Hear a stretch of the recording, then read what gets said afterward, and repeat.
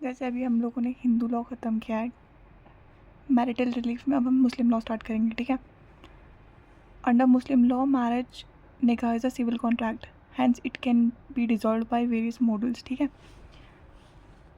जैसे एक civil contract है, डिसॉल्व भी हो सकता है by various modes. Dissolution may take place by husband, by wife और बाय म्यूचुअल कंसेंट और बाय जुडिशियल डिक्री, मतलब थ्रू कोर्ट, ठीक है। डिसोल्यूशन बाय हस्बैंड, ठीक है, यह है यूनिलैटरल डिवोर्स बाय हस्बैंड, ठीक है। तलाक means reputation of marriage by the husband, मतलब हस्बैंड के थ्रू ख़त्म की गई है शादी, ठीक है। पहले देखेंगे हम तलाकुल सुन्नत, ठीक है, द मोस्ट अप्रूव्ड फॉर्म। एसन का मतलब होता है सिंगल प्रोनाउंसमेंट, मतलब जब फीमेल अपनी मेंस्ट्रुअल साइकिल में होती है, ठीक है, ड्यूरिंग मेंस्ट्रुएशन पीरियड उसका, अगर वो उसको उस टाइम पे बोले कि मैं तुम्हें तलाक देता हूँ, ठीक है, फर्स्ट पीरियड में, तो उसको बोलते हैं एहसन। हसन में 3 प्रोनाउंसमेंट होती है, ठीक है, अलग अलग 2 वर्ड्स में, तो उसे बोलते हैं हसन, ठीक है। फिर आ जाता है तलाकुल बिद्दत। अब ये इंस्टेंट है, ये इर्रिवोकेबल तलाक है, ठीक है, 3 प्रोनाउंसमेंट होती है, ये वॉइड और इलीगल है, ठीक है, जैसे हमने शायरा बानो और यूनियन ऑफ इंडिया के केस में देखा था। ये क्रिमिनलाइज्ड है अंडर मुस्लिम लॉ, ठीक है। It is void and illegal, punishable up to 3 years की इम्प्रिजनमेंट है, जो अब ट्रिपल तलाक है, तलाकुल बिद्दत में, ठीक है। तो फिर अगर कोई ऐसे तलाक देता है तो वाइफ को एंटाइटल्ड होती है मेंटेनेंस और कस्टडी ऑफ माइनर चिल्ड्रन, ठीक है, मतलब छोटे बच्चे जो उसके होंगे। इला का मतलब होता है जब हस्बैंड कसम खाता है swears not to have sexual intercourse with wife, मतलब वो दोनों किसी भी सेक्सुअल एक्टिविटी में 4 months के लिए नहीं आएंगे, और अगर ये सही में एब्सटेंस ऑफ कंटिन्यूज होता है 4 महीने के लिए तो मैरिज डिसॉल्व हो जाती है। फिर हमारा आता है ज़िहर।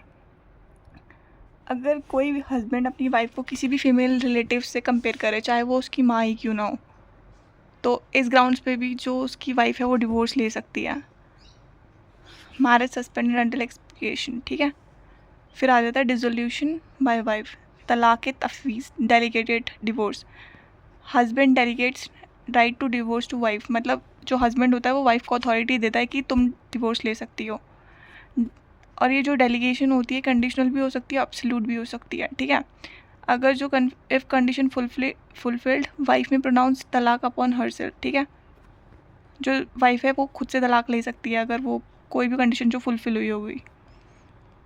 फिर आ जाता है खुला। खुला में आता है डिवोर्स इनिशिएटेड बाय वाइफ, जब वाइफ चाह रही हो कि मेरे को डिवोर्स चाहिए अपने हस्बैंड से, ठीक है। Wife offer consideration, usually return of मेहर, जो मेहर वो होती है जो कंसिडरेशन उसको मिलता है ड्यूरिंग मैरिज, ठीक है, तो वो उसको कंसिडरेशन वापस करना पड़ता है, और इसमें हस्बैंड की कंसेंट चाहिए होती है।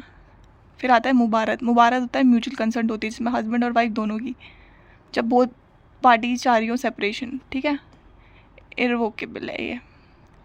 फिर आ जाता है जुडिशियल डिवोर्स, जो कोर्ट के थ्रू होता है, dissolution of Muslim marriage act 1939 के अकॉर्डिंग, ठीक है, that provide statutory grounds for Muslim women to seek divorce through court. Grounds under section 2, अगर हस्बैंड 4 साल से मिसिंग हो तभी भी कोई वाइफ जो है वो डिवोर्स ले सकती है। Failure to maintain for 2 years, मतलब वो उसे पाल नहीं पा रहा हो, ठीक है, अगर हस्बैंड को जेल हुई हो 7 साल से या उससे ज़्यादा तभी भी जो मुस्लिम वुमेन है वो इस ग्राउंड पे डिवोर्स ले सकती है। और failure to perform marital obligations, मतलब जो जिसकी ड्यूटीज़ होती हैं एज अ हस्बैंड, ठीक है।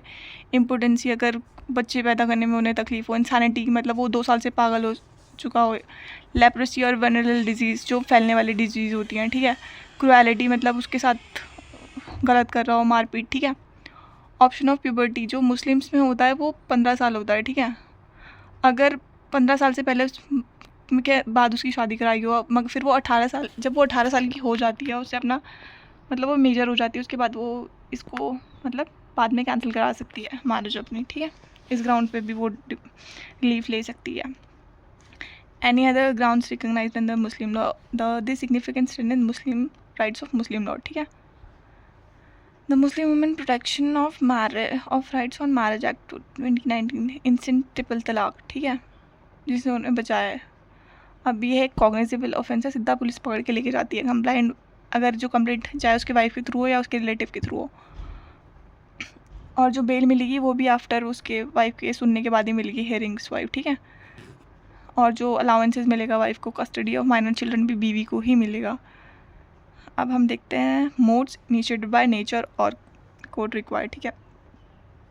सॉरी, तलाक हस्बैंड, ठीक है, हस्बैंड देता है ये तलाक, इसे यूनिलैटरल है और कोर्ट का रिक्वायरमेंट नहीं है इसमें, मतलब खुद में दे सकते हैं वो इला, ठीक है।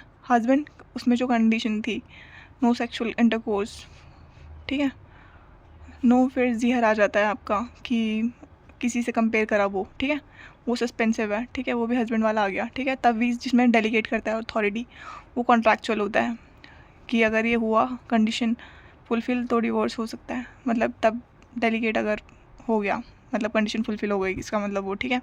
इसमें भी कोर्ट की वो नहीं है, ज़िहर में है, ठीक है, प्रूव करना पड़ता है। खुला जो वाइफ लेती है विद कंसर्न, ठीक है, मगर हस्बैंड का भी चाहिए उसमें।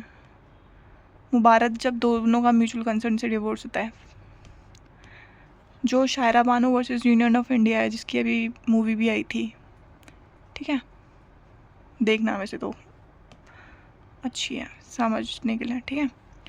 बार टू मैट्रिमोनियल रिलीफ, कोर्ट में रिफ्यूज़ रिलीफ इफ जो पेटिशनर हो गिल्टी ऑफ मिसकंडक्ट, मतलब जो जिसने कंप्लेंट फाइल की हो वो खुद गिल्टी हो, और कोलिजन बिटवीन पार्टीज़, मतलब कुछ मिसअंडरस्टैंडिंग की वजह से हुआ, ठीक है। अननेसेसरी डिले, मतलब बेमतलब में देर की केस फाइल करने में। रिलीफ शॉर्ट कॉन्ट्रडिक्टरी और इक्विटी एंड जस्टिस, बस यही था आपका मुस्लिम लॉ में। Thank you.